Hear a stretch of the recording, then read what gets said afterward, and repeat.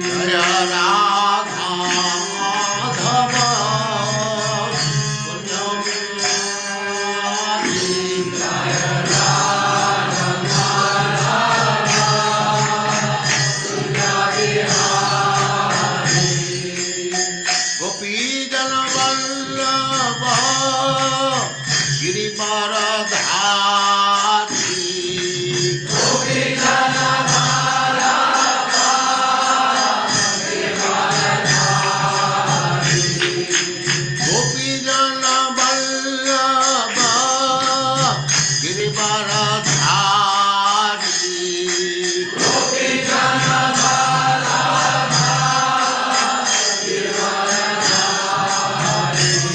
जय राधा माधव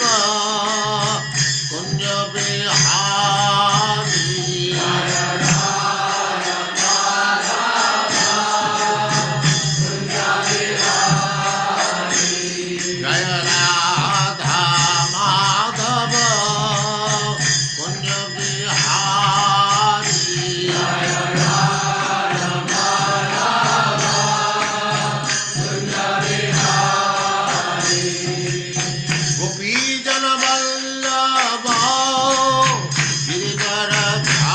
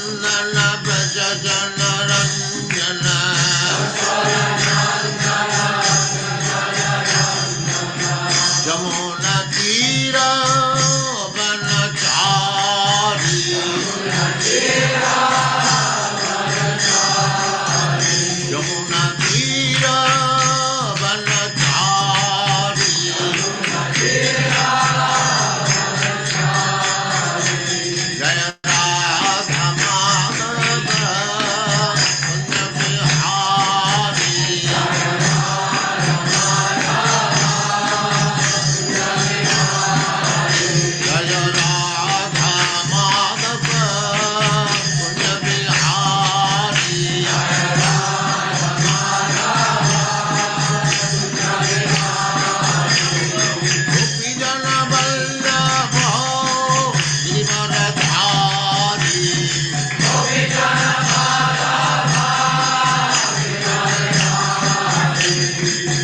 जन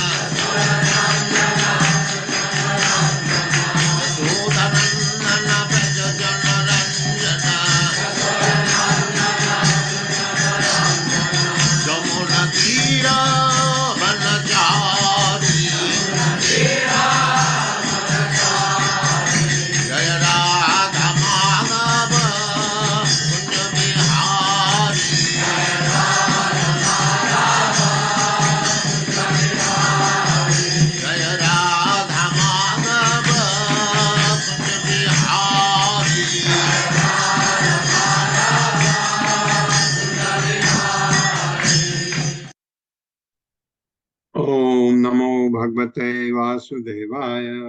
ओम नमो भगवते वासुदेवाय। ओम नमो भगवते वासुदेवाय। ओम नमो भगवते वासुदेवाय। ओम नमो भगवते वासुदेवाय। ओम नमो भगवते वासुदेवाय। नारायणं नमस्कृत्य नारायणं नमस्कृत्य नरं चैव नरोत्तमं देवीं सरस्वतीं व्यासं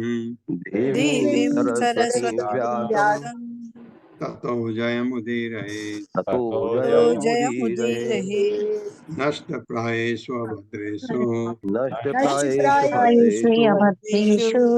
नित्यं भागवत सेवया भगवते उत्तमा श्लोके भगवते उत्तमा श्लोके भक्तिर्भवति नैष्ठिकी। भक्तिर्भवति नैष्ठिकी।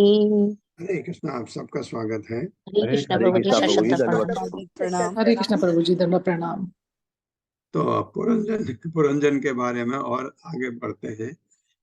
हिम निर्झर विप्रोस्मत् कुसुम आकर वायुना चलत प्रभाल पिटप नलनी तट संपदि। मेरे साथ पढ़िए। हिम निर्झर विप्रोस्मत् निर्झर विपुष्मत् कुसुम आकर वायुना कुसुमाकर वायुना चलत प्रवाल बिटप चलत प्रवाल बिटपन नलनी तट संपदि। नलनी तट संपदि। शब्दार्थ में नहीं ले रहा हूँ, मेरे साथ पढ़िए। सरोवर के तट पर खड़े हुए सरोवर के तट पर खड़े हुए वृक्षों की शाखाएं वृक्षों की शाखाएं उन जल कणों को ग्रहण कर रही थी उन जल को ग्रहण कर रही थी जो हिम आच्छादित पर्वत से गिरने वाले जो हिम आच्छादित पर्वत से गिरने वाले झरनों से बसंती वायु द्वारा ले जाए जा रहे थे। वासंती वायु द्वारा ले जा रहे थे। जो वायु अपने साथ ले जा रही थी उसका वर्णन कर रहे। तात्पर्य। हरे कृष्ण संदीप प्रभु जी। हरे कृष्ण प्रभु जी, दंडवत प्रणाम। हरे कृष्ण सभी को। तात्पर्य श्रीला प्रभुपाद के द्वारा। श्रीला प्रभुपाद की जय। इस श्लोक में हिम निर्जर शब्द विशेष रूप से उल्लेखनीय है। जल प्रपात यानी झरना रस संबंध का द्योतक है। शरीर में अनेक प्रकार के रस हैं। इनमें से सर्वश्रेष्ठ रस आदि रस यानी श्रृंगार रस कहलाता है। जब आदि रस कामदेव द्वारा प्रेरित वासंती वायु के संपर्क में आता है तो यह उत्तेजित हो उठता है। दूसरे शब्दों में ये सब रूप, रस, गंध, शब्द तथा स्पर्श के प्रतिरूप हैं। वायु स्पर्श है, प्रपात रस स्वाद है, वासंती वायु यानी कुसुकुमार सुगंधी है। ये विविध भोग जीवन के मोहक बनाते हैं और हम भौतिक संसार के वशीभूत हो जाते हैं। ये ऐसा, तो यहाँ पर ऐसा वर्णन हो रहा है। और पुरंजन अब इस चीज को महसूस करके क्या करते हैं, पुरंजन देखते हैं। नाना अरण्य मृगवात अनावाधे मुनि व्रत आहुतम मन्यते पांथो यत्र कोकिल पूजित। मेरे साथ। नाना अरण्य मृगवात नानारण्य मृगवातैः अनावाधे मुनि व्रत अनावाधे मुनिव्रतैः आहुतम मन्यते पांथो आहुतं मन्यते पांथो यत्र कोकिल पूजितः। यत्र कोकिल पूजितैः। मेरे साथ पढ़िए। ऐसे ही वातावरण में वन के पशु भी मुनियों के ही समान अहिंसक समान ही अहिंसक एवं ईर्ष्याहीन हो गए थे। ईर्ष्याहीन हो गए थे। क्या बढ़िया वर्णन है। अहिंसक भी अहिंसक हो गए। ये वातावरण देख करके मन के पशु हमेशा हिंसक होते हैं जब उनका स्वार्थ होता है तो, लेकिन वो अहिंसक हो गए। अतः वे किसी पर आक्रमण नहीं करते थे। किसी पर आक्रमण नहीं करते थे। यही नहीं सर्वत्र कोकिलें गूंज रही थी। सर्वत्र कोयलें गूंज रही थी। उस रास्ते से निकलने वाले किसी भी पथिक को मानो उस सुंदर उद्यान में विश्राम करने का निमंत्रण दिया जा रहा हो। विश्राम विश्राम करने करने का निमंत्रण दिया जा रहा हो। तात्पर्य माता जी। हरे कृष्ण रश्मि माता जी। हरे कृष्णा माता जी। हरे कृष्णा प्रभु जी। सत्यनाम। शील प्रपात की जय। शील प्रपात द्वारा तात्पर्य, स्त्री तथा बच्चों से भरा पूरा परिवार वन के शांत वातावरण के सदृश है। बच्चों की तुलना अहिंसक पशुओं से की गई है। कभी कभी स्त्रियों तथा बच्चों को स्वजनाख्य दस्य कहा जाता है, जिसका अर्थ है कि स्वजनों के नाम से लुटेरे। मनुष्य अत्यंत परिश्रम से धन कमाता है, किंतु उसकी पत्नी तथा बच्चों द्वारा उसका धन उसी प्रकार हथिया लिया जाता है जिस प्रकार जंगल के रास्ते से जाने वाले व्यक्ति को चोर तथा लुटेरे लूट लेते हैं। फिर भी परिवार के भीतर पत्नी तथा बच्चों की ये धमाचौकड़ी परिवार उद्यान में कोयल की कूक के समान प्रतीत होती है। ऐसे वातावरण द्वारा आमंत्रित कुछ ऊपर करती थी किया जाकर मनुष्य जो आनंदमय पारिवारिक जीवन बिताता है, अपने परिवार को हर हाल पर अपने साथ रखना चाहता है। हरे कृष्णा।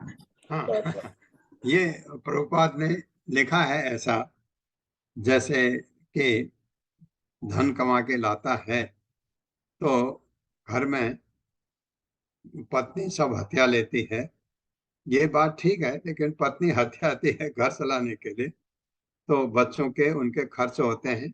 तो ये प्रभुपाद कह रहे हैं, हालांकि ऐसा होता है तो भी उसको बहुत अच्छा लगता है, क्योंकि वो परिवार में अपना सुख देखता है। इसलिए वो सारा कमा के लाके उनको बताता है, आज मेरे को इतना ज्यादा मिला, ये लो, आज तुम्हारे लिए मैं ये लाया हूँ, ये लो। इसमें वो खुशी का अनुभव करता है। वही पुरंजन भी करने वाला है। यदृच्छया आगताम तत्र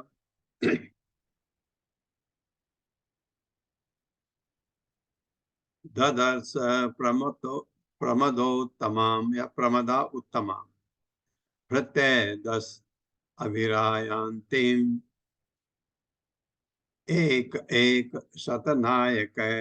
मेरे साथ, यदृच्छया आगताम तत्र यदृच्छयागताम तत्र ददर्श प्रमदा उत्तमाम कृष्ण प्रमदायुत्तमाम् प्रत्यय 10 भित्तय 10 भी आयांतिम दशाभिरायन्तीम् एक एक शतनायक। एक शतनायकैः। मेरे साथ पढ़िए। उस अद्भुत उद्यान में उस अद्भुत उस उद्यान अद्भुत में उद्यान में विचरण करते हुए विचरण करते हुए राजा पुरंजन ने राजा पुरंजन ने अचानक एक सुंदर स्त्री देखी, अचानक एक सुंदर स्त्री देखी, जो अनायास ही चली आ रही थी। जो अनायास ही चली आ रही थी। उसके साथ 10 नौकर थे। उसके साथ 10 नौकर थे और प्रत्येक नौकर के साथ और प्रत्येक नौकर के और साथ प्रत्येक नौकरों के साथ सैकड़ों पत्नियां थी। सैकड़ों पत्नियां थी। तात्पर्य माता जी। हरे कृष्ण सुषमा बत्रा माता जी। हरे कृष्ण माता जी। प्रभु जी हरे कृष्ण, दंडवत प्रणाम। श्री प्रभुपाद जी की जय। प्रभुपाद जी के द्वारा तात्पर्य, शरीर की उपमा सुंदर उद्यान से दी जा चुकी है। युवावस्था में काम वासना जागृत होती है और स्त्री के साथ सहवास करने के लिए बुद्धि अपनी अपनी कल्पना के अनुसार उन्मुख होती है। प्रत्यक्ष रूप से न सही, बुद्धि या कल्पना के द्वारा प्रत्येक स्त्री या पुरुष विपरीत लिंग की खोज में रहता है। बुद्धि मन को प्रेरित करती है और मन 10 इंद्रियों को वश में करता है। इनमें से 5 तो ज्ञानेंद्रियां हैं और 5 कर्मेंद्रियां हैं। प्रत्येक इंद्रिय न जाने कितनी इच्छाएं पूरा करने की चाह रखती है। ऐसी स्थिति है इस शरीर की तथा शरीर के स्वामी पुरंजन की, जो शरीर के भीतर बसा है। हरे कृष्ण प्रभु जी। हरे कृष्ण माता जी, धन्यवाद। ये जो मैं कह रहा था पुरंजन का, अब क्या होगा? अब उसने एक एक युवती को देखा जो बहुत सुंदर थी। अब पुरंजन पागल होगा। देखिए, पंचशीर्ष अहिना गुप्ताम प्रतिहारेण सर्वतः अन्वेषमाणां वृषभम प्रौढ़ाम काम रूपिणी। मेरे साथ पढ़िए। पंचशीर्ष अहिना गुप्ताम पंचशीर्षायनागुप्ताम् प्रतिहारेण सर्वतः प्रतिहारेण सर्वतः अन्वेषमाणां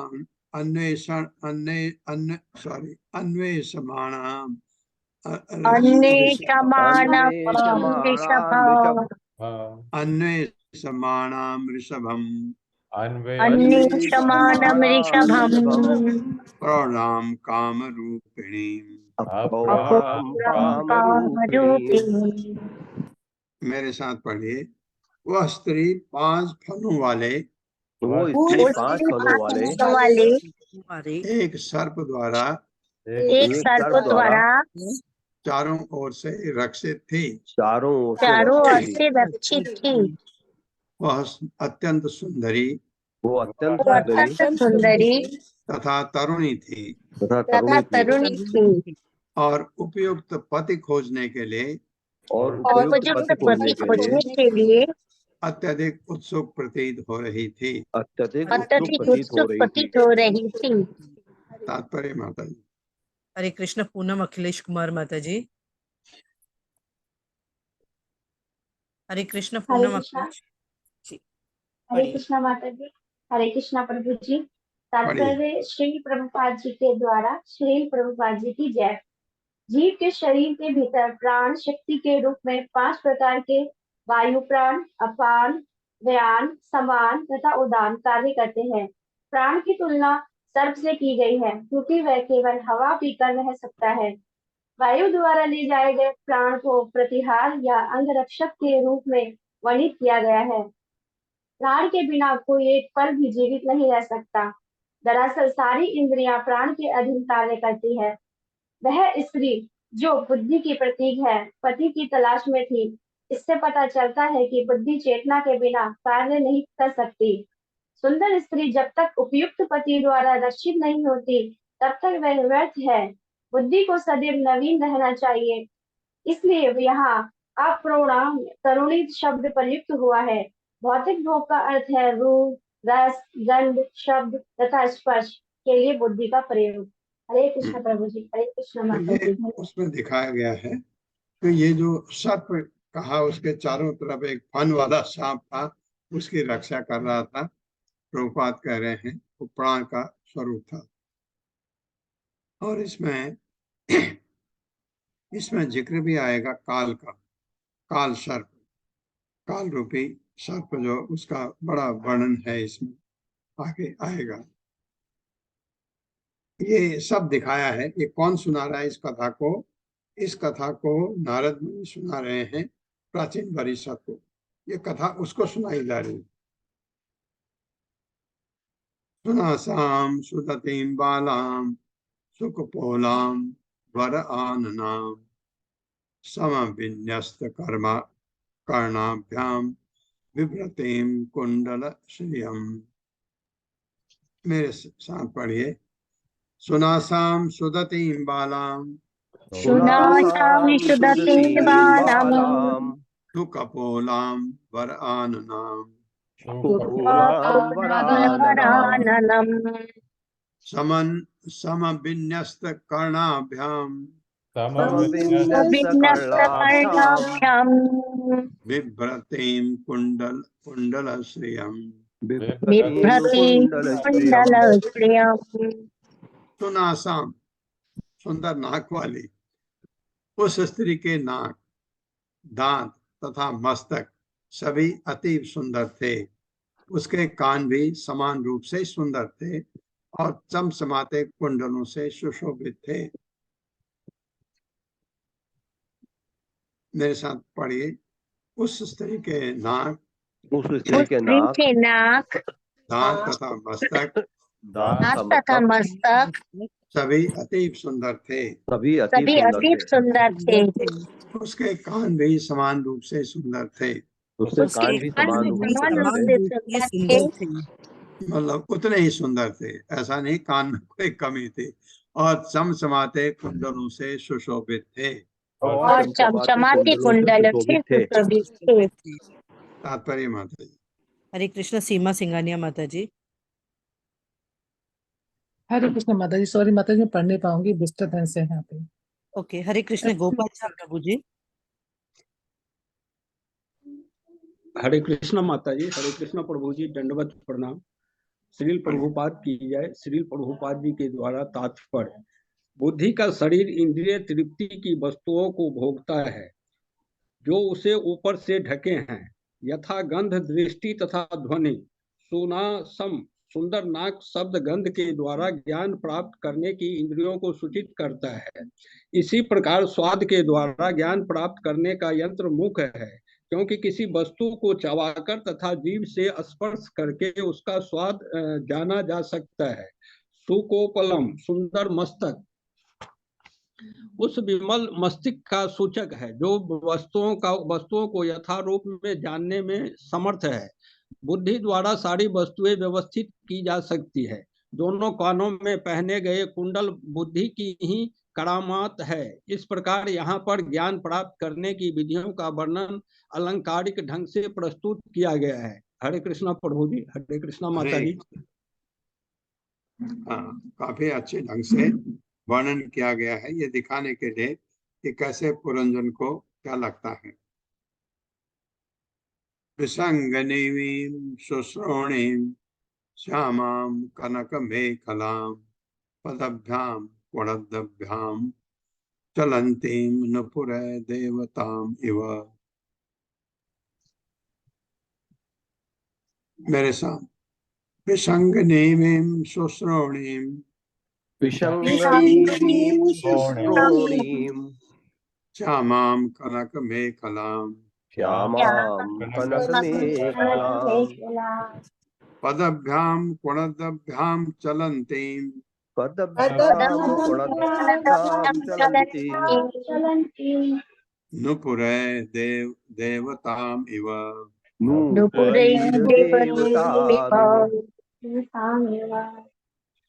उस स्त्री की कमर तथा नितंब अत्यंत सुंदर थे। वह पीली साड़ी और सुनहरी करधनी पहने हुई थी। चलते ही समय उसके नुपुर खनक रहे थे।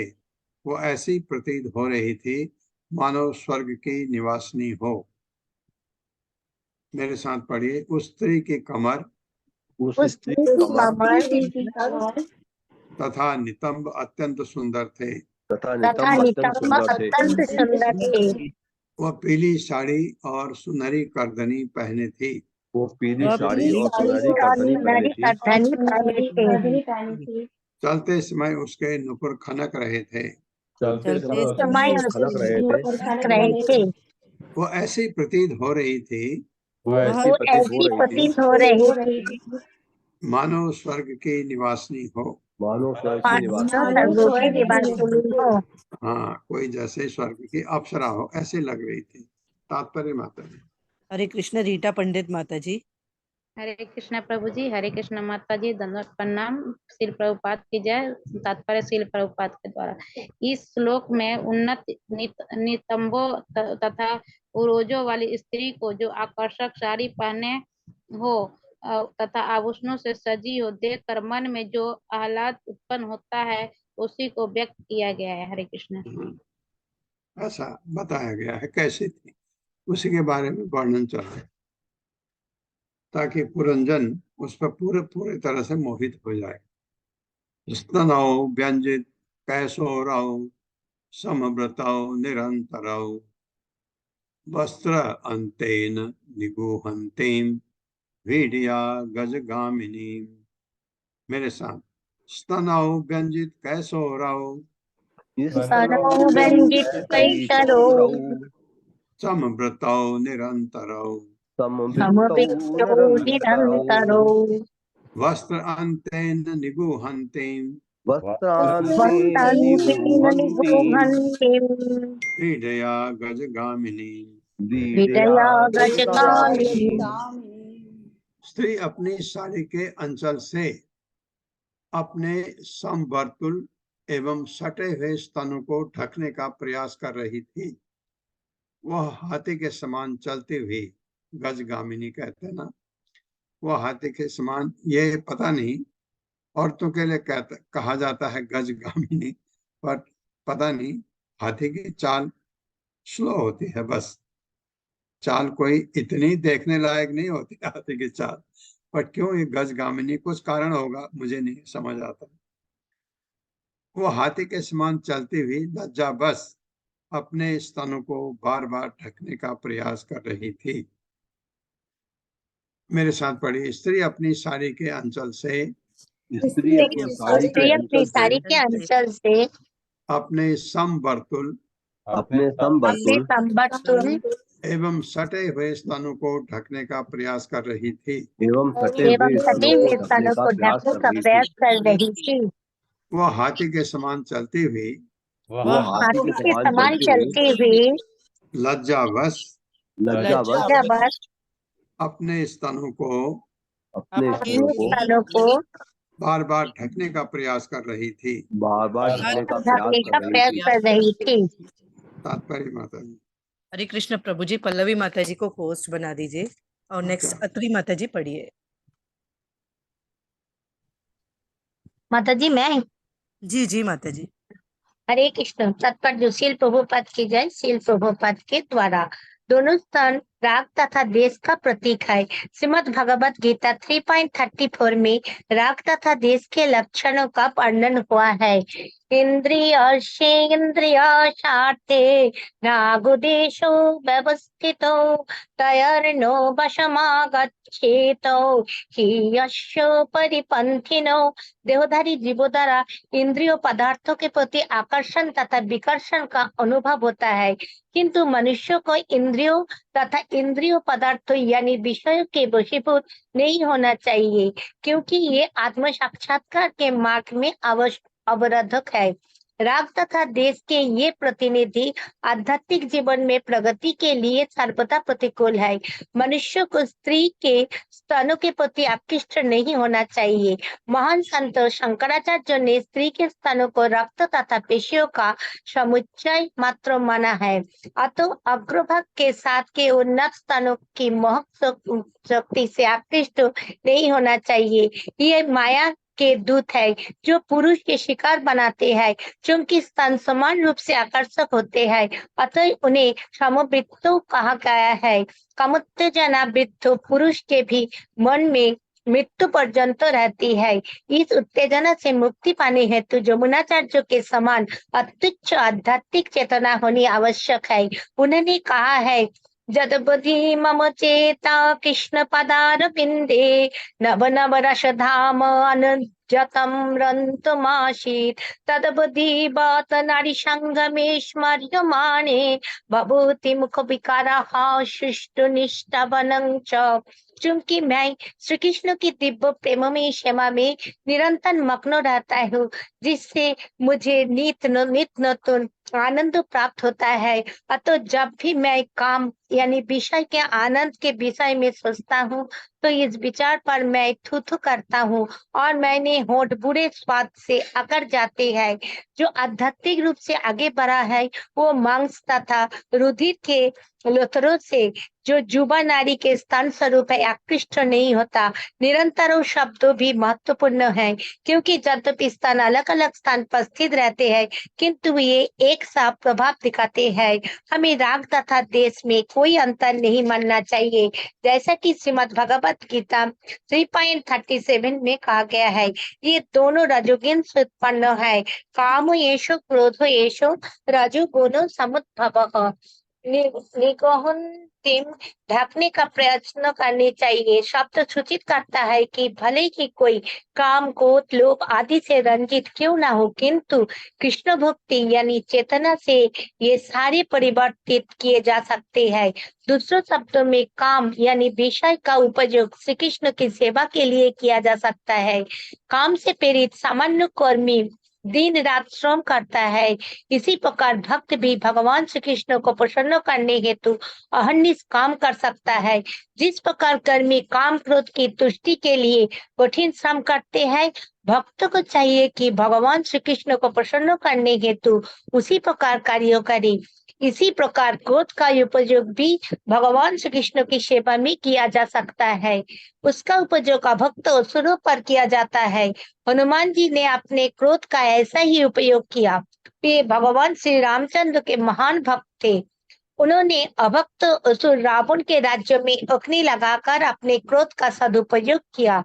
इस प्रकार काम का उपयोग भगवान श्री कृष्ण को प्रसन्न करने और क्रोध का उपयोग असुरों को दंड देने हेतु किया जा सकता है।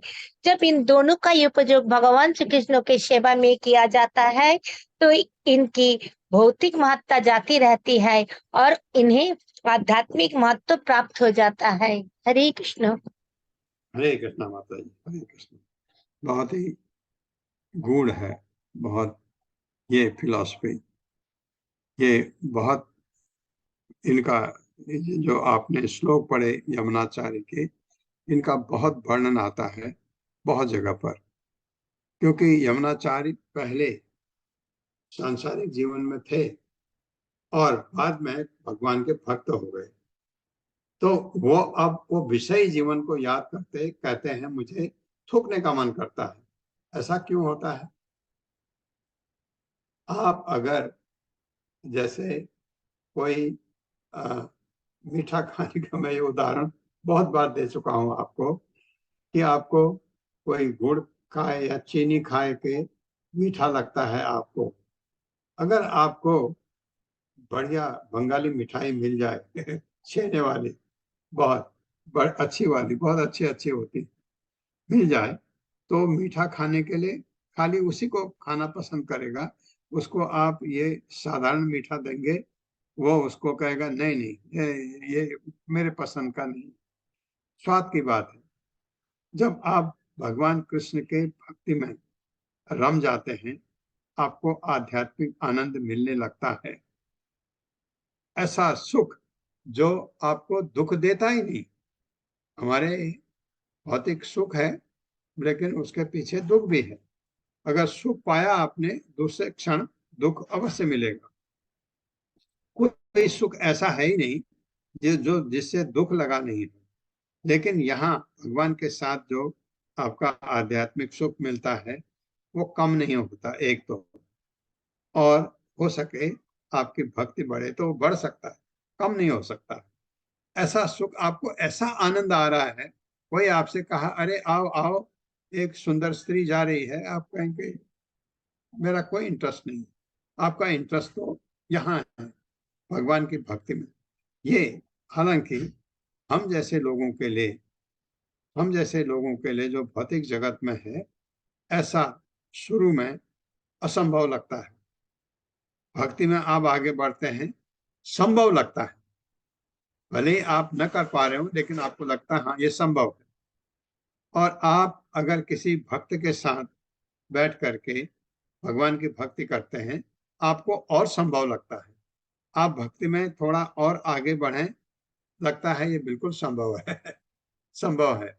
ऐसा यमुनाचार्य हम नहीं बन सकते, तो भी आपको ये चीजें लगता है। अब आपको लगता है ये चीजें जो आपको पहले परेशान करती थी, ये विषयी चीजें जो आपको आकर्षित करती थी, अब नहीं करती हैं, क्योंकि आपने अपने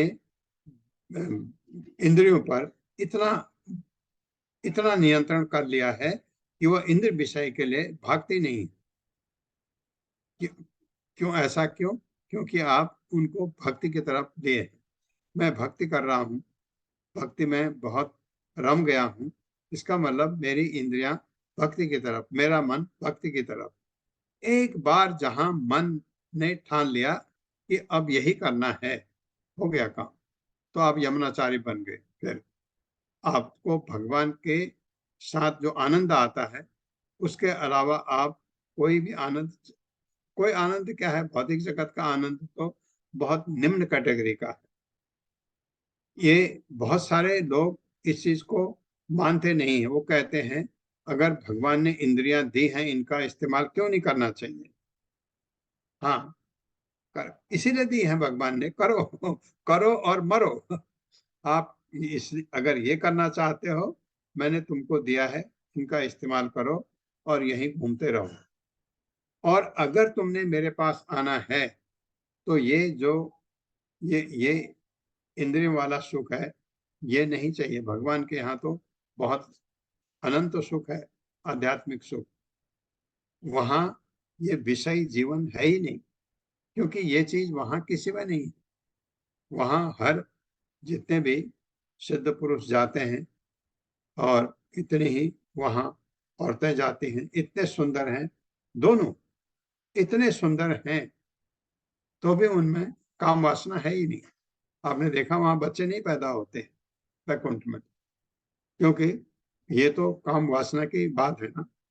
तो ये ऐसा सुख है, तो आप समझिए वो सुख कितना महान सुख होगा जहां ये सुख को त्याग दिया जाता है कंप्लीटली। मतलब ये बहुत निकृष्ट हो जाता है। तो ये चीज बहुत अच्छी तरह समझाई है प्रभुपाद ने।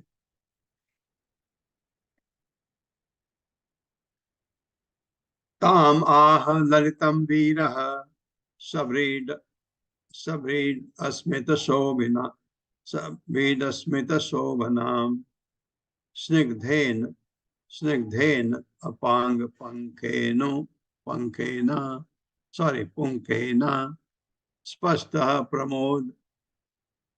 अभ्रम प्रमोद सभा प्रेम उद्भ्रमत ध्रुवा स्पष्टः प्रेम है, इसलिए मैंने प्रेमो पढ़ रहा था।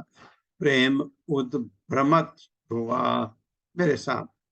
तम आह ललितम वीरः तम आह ललितं वीरः सव्रीड स्मित शोभनाम शोभनाम् स्निग्धेन अपंग पुंगेन स्निग्ध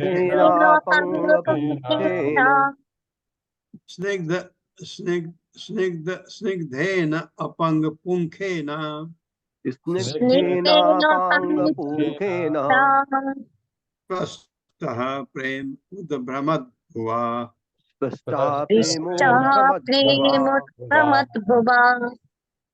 वीर पुरंजन उस सुंदर रमणी की बाहों तथा मुख की मुस्कान से अत्यधिक आकृष्ट हुआ।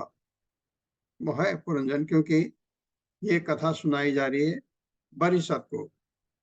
वो हालांकि ऐसा नहीं है, लेकिन नारद सुना रहे हैं कि क्या क्या होता है अगर आप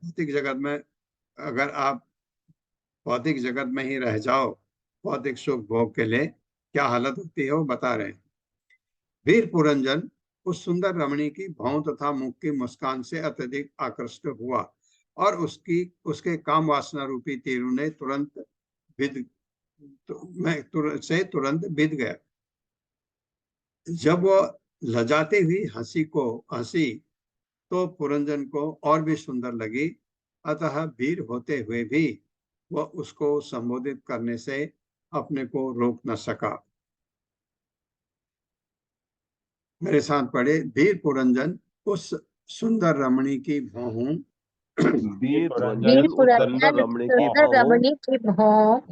तथा मुख की मुस्कान से अत्यधिक आकृष्ट हुआ और उसके काम वासना रूपी तीरों से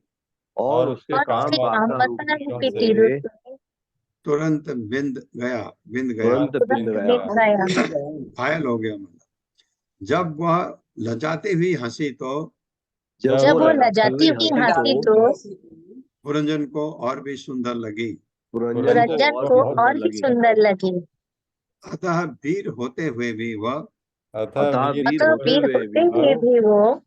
उसको संबोधित करने से अपने को रोक न सका। तात्पर्य। हरे कृष्ण सुधाधीर माता जी। हरे कृष्णा माता जी। हरे कृष्णा प्रभु जी। दंडवत प्रणाम। श्री श्री प्रभुपाद जी की जय। तात्पर्य श्रील प्रभुपाद जी के द्वारा। प्रत्येक जीव दो तरह से वीर होता है। जब वह माया का शिकार होता है तो वह भौतिक जगत में महान वीर की तरह महान नेता, राजनीतिज्ञ, व्यापारी, उद्योगपति इत्यादि की तरह कार्य करता है और उसके वीरतापूर्ण कार्यों से सभ्यता की प्रगति होती है। वह इंद्रियों के स्वामी, गोस्वामी के रूप में भी वीर बन सकता है। भौतिक कार्यकलाप तो झूठे वीरतापूर्ण कार्य हैं, जबकि भौतिक विषयों से इंद्रियों को मोड़ना महान वीरता है। कोई भौतिक जगत में कितना ही बड़ा वीर क्यों न हो, वह स्त्रियों के मांस एवं रक्त के पिंड रूपी स्तनों से तुरंत पराजित हो जाता है। इस संसार में भौतिक कार्यों के इतिहास में अनेक उदाहरण हैं, जैसे रोम का वीर एंटोनी, जो क्लियोपात्रा की सुंदरता पर मोहित हो गया। इसी प्रकार महाराष्ट्र की राजनीति में भारतीय वीर बाजीराव का एक स्त्री का शिकार होकर पराजित हो गया। इतिहास से पता चलता है कि पहले के राजनीतिज्ञ सुंदरियों का उपयोग प्रशिक्षित विश्व कन्या के रूप में किया करते थे। इन सुंदरियों के शरीर में जीवन के प्रारंभ से विष का टीका लगाया जाता था, जिससे वे विष के प्रभाव से प्रतिरक्षित हो जाती थी और स्वयं इतनी विषैली कि यदि वे किसी पुरुष का चुंबन कर ले तो वह मर जाए। इन विष कन्याओं का उपयोग शत्रु को चुंबन मात्र से मारने के लिए किया जाता था। इस प्रकार मानव इतिहास में ऐसे अनेक उदाहरण मिलते हैं जब वीरों को स्त्रियों के द्वारा ही ध्वस्त कर दिया गया। श्री कृष्ण का अंश होने से जीव निश्चय ही महान वीर होता है, किंतु इसी एक दुर्बलता के कारण वह भौतिक शरीर के प्रति आकृष्ट होता है।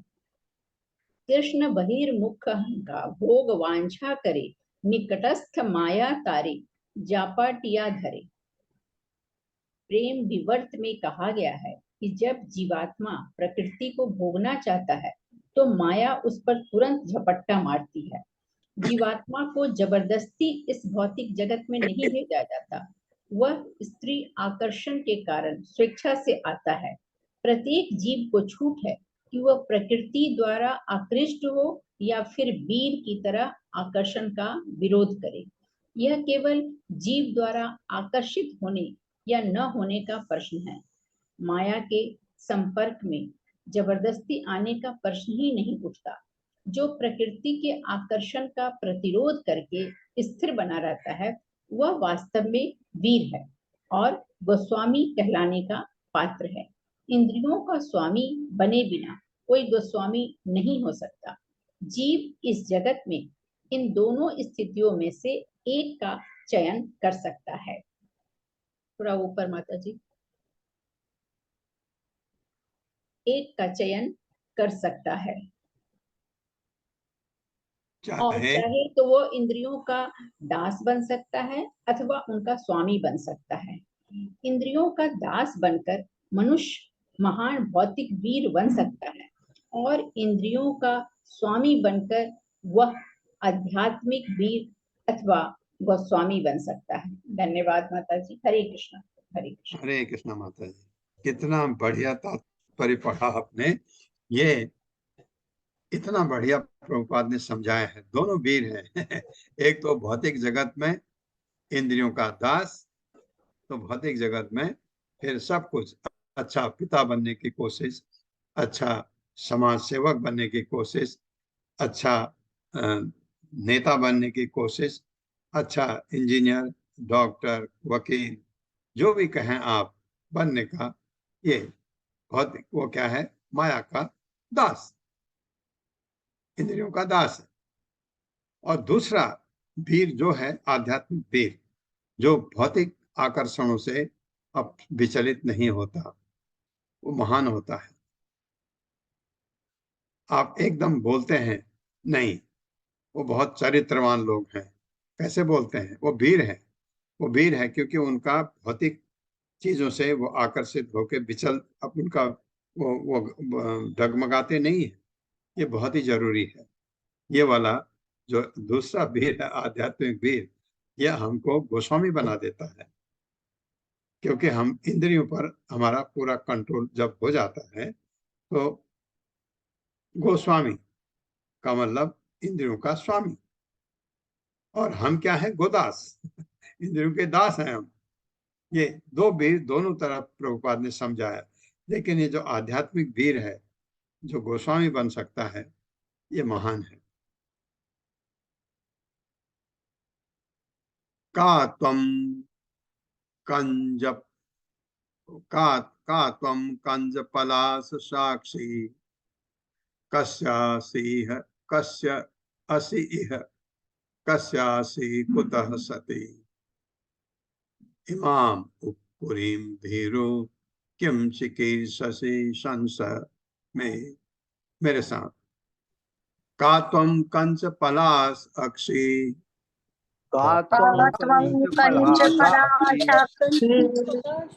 कस्यासि कुतः सति इमाम उपपुरीं भीरो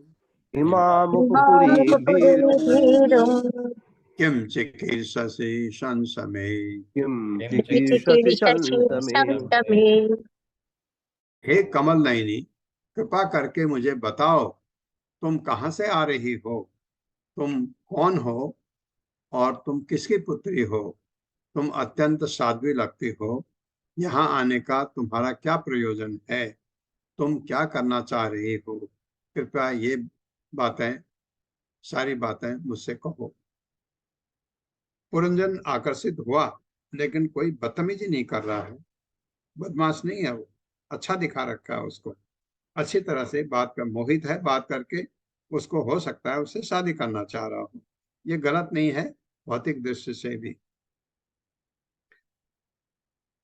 मेरे साथ पढ़िए, हे कमल नयनी, कृपा करके मुझे बताओ, कृपा करके मुझे बताओ कि तुम कहाँ से आ रही हो?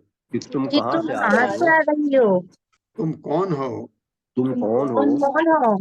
और तुम किसकी पुत्री हो? और तुम किसकी पुत्री हो? तुम अत्यंत साध्वी लगती हो। तुम अत्यंत साध्वी लगती हो। यहाँ आने का तुम्हारा क्या प्रयोजन है? यहाँ आने का तुम्हारा क्या प्रयोजन है? तुम क्या करना चाह रही हो? तुम क्या करना चाह रही हो? कृपया ये सारी बातें मुझसे कहो। कृपया ये सारी बातें मुझसे कहो। तात्पर्य माता जी। हरे कृष्णा प्रभु जी। हरे हरे कृष्णा प्रभु जी, हरे कृष्णा माता जी, दंडवत प्रणाम। शीला प्रभुपाद जी के द्वारा की जय। तात्पर्य वेदांत सूत्र की प्रथम सूक्ति है, अर्थातो ब्रह्म जिज्ञासा। मनुष्य देह पाकर अपने आप से तथा अपनी बुद्धि से अनेक प्रश्न करने चाहिए। मनुष्य से निम्न जीवों में उनकी बुद्धि जीवन की मूल आवश्यकताओं, खाने, सोने, संभोग करने तथा स्वयं की रक्षा करने से ऊपर नहीं उठ पाती। कुत्ते, बिल्लियां तथा बाघ भी कुछ न कुछ खाने के लिए, कहीं न कहीं सोने के लिए, अपनी रक्षा के लिए तथा सफलतापूर्वक संभोग करने के लिए प्रयत्नशील रहते हैं। किंतु मनुष्य का शरीर पाकर उसे इतना बुद्धिमान तो होना ही चाहिए ऊपर से कि स्वयं से ये पूछे कि मैं कौन हूँ, मैं इस संसार में क्यों आया, मेरा क्या कर्तव्य है, परम नियंता कौन है, जड़ तथा जंगम में क्या अंतर है, इत्यादि ऐसे अनेक प्रश्न। जो बुद्धिमान है उसे तो प्रत्येक वस्तु के आदि स्रोत के विषय में जिज्ञासा करनी चाहिए। अथातो ब्रह्म जिज्ञासा। हर जीव में कुछ न कुछ बुद्धि होती है, किंतु मनुष्य का रूप मिलने पर जीव को अपने आध्यात्मिक स्वरूप के विषय में जिज्ञासा करनी चाहिए। यही वास्तविक मानवीय बुद्धि है। कहा गया है कि जो केवल अपने शरीर के विषय में ही जागरूक रहता है वो पशु के तुल्य है, भले ही वो मानव देहधारी हो। भगवत गीता में श्री कृष्ण कहते हैं, सर्वस्य चाहम हृदि सन्निविष्टो मतः स्मृति ज्ञान मपोहनम चा। मैं सबके हृदय में स्थित हूँ और मुझी से स्मृति, ज्ञान तथा विस्मृति उत्पन्न होते हैं। पशु रूप में जीव ईश्वर से अपने संबंध को बिल्कुल भूला रहता है, ये अपोहनम या विस्मृति है। किंतु मनुष्य रूप में ये चेतना अधिक विकसित रहती है। अतः मनुष्य के ईश्वर के साथ अपना संबंध समझने का अवसर मिलता है। मनुष्य देह धारण करके उसे अपनी बुद्धि का उपयोग ऐसे ही प्रश्नों के पूछने में करना चाहिए। जिस प्रकार के पुरंजन जीव अज्ञात तरुणी से पूछता है कि वो कहाँ से आई है, उसका क्या काम है इत्यादि, ये आत्म तत्व के विषय में जिज्ञासाएं हैं। निष्कर्ष यह निकलता है कि जब तक जीव आत्म तत्व यानी आत्म साक्षात्कार के विषय में जिज्ञासु नहीं होता, तब तक वो पशु के समान है। हरे कृष्ण माता जी, हरे कृष्ण प्रभु जी, दंडवत प्रणाम। ये प्रभुपाद ने तो बहुत डिटेल में समझा दिया, बट एक चीज है, बहुत सिंपल सी बात, कि इतने जीव हैं, मनुष्य उनमें सबसे श्रेष्ठ माना जाता है। ये योनि 84 लाख योनियों में मनुष्य योनि हम सबसे श्रेष्ठ मानी जाती। ये मनुष्य क्यों श्रेष्ठ मानी जाती है? क्योंकि उसकी चेतना विकसित होती है। सारे जितने भी पशु हैं उनमें मनुष्य की चेतना सबसे अच्छी होती है, यहाँ तक कि वो कम्युनिकेट कर सकता है अच्छी तरह से। पशु भी करते हैं कम्युनिकेट, ऐसा नहीं है, लेकिन इतनी अच्छी तरह नहीं, क्योंकि आप बात कर सकते हैं और फिर आपके पास चेतना अच्छी है। तो ये चीज कि ये क्या है, पशु मैं क्या हूँ, मुझे ऐसा कैसे मिल गया, ये रूप कैसे मिल गया, एक जिज्ञासा अगर हम में नहीं आती है कि मैं हूं कौन और मेरा क्या काम है। जैसे प्रभुपाद ने बताया, चार चीजें हैं हमारी: eating, sleeping, defending and meeting.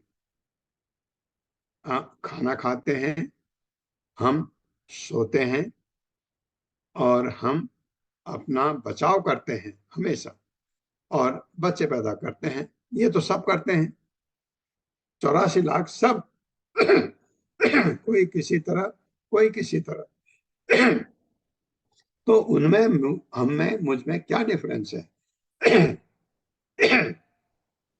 जो भौतिकतावादी लोग हैं वो क्या कहते हैं, डिफरेंस है ना, हम घर में टेबल में बैठ के खाते हैं या नीचे बैठ के अच्छी तरह से खाते हैं, वो तो सड़कों पर उठा उठा के खाते हैं, कुछ भी दे दो खाते हैं, लेकिन पर्पस तो एक ही है, पेट भरना, उनका भी आपका भी।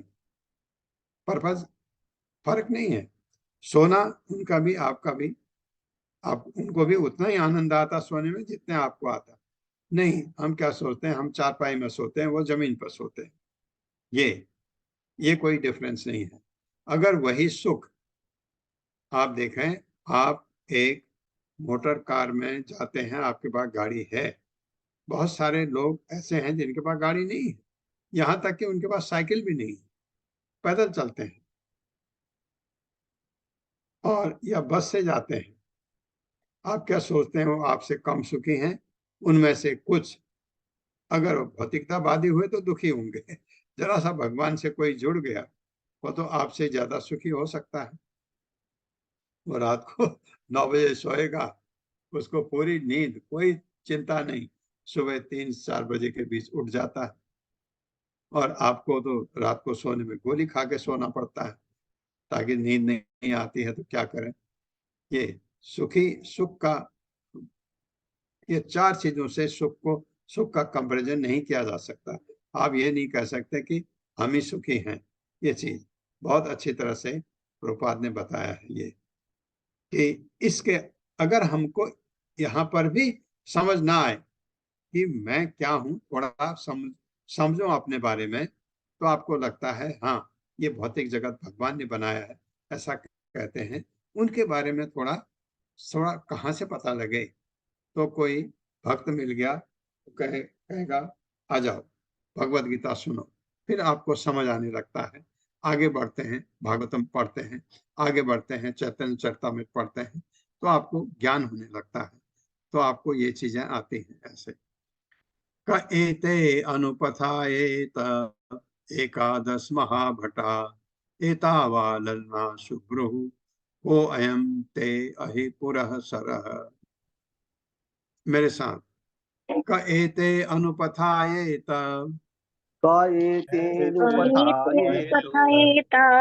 एकादश महाभटा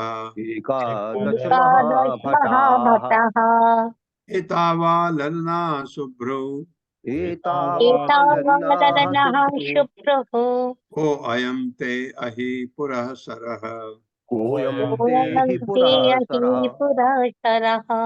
हे कमल नयनी, तुम्हारे साथ के 11 बलिष्ठ अंगरक्षक और ये 10 विशिष्ट सेवक कौन हैं? इन 10 सेवकों के पीछे ये स्त्रियां कौन हैं तथा तुम्हारे आगे आगे चलने वाला यह सर्प कौन है? ये पूछ रहा है पुरंजन।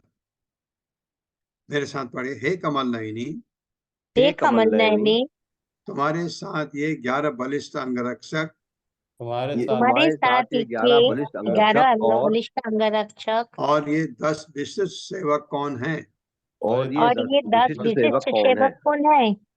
इन 10 सेवकों के पीछे इन 10 10 सेवकों के पीछे ये स्त्रियां कौन हैं? स्त्रियां ये कौन है? स्त्रियां कौन है? तथा तुम्हारे आगे आगे चलने वाला तथा तुम्हारे आगे आगे चलने वाला ये सर्प कौन है? ये सर्प ये कौन है? सर्प कौन है? तात्पर्य माता जी।